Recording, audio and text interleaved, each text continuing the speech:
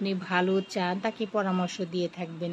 এখন কথা হলো যে যিনি পরামর্শটা পাচ্ছেন তিনি কতটুকু পরামর্শ গ্রহণ করলেন, তাই না?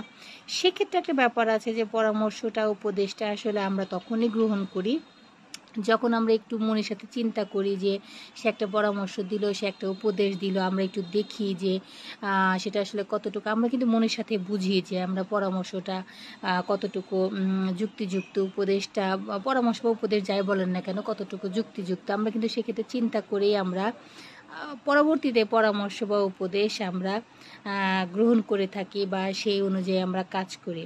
কাজে আসলে আপনাকে পরামর্শ দিতে গেলেও ভাবতে হবে যে আপনি যাকে পরামর্শ দিচ্ছেন, আপনি নিজে কি সেগুলো পালন করছেন? পরামর্শ দেওয়াটা সহজ, আসলে পরামর্শ পালন করাটা অনেক কঠিন।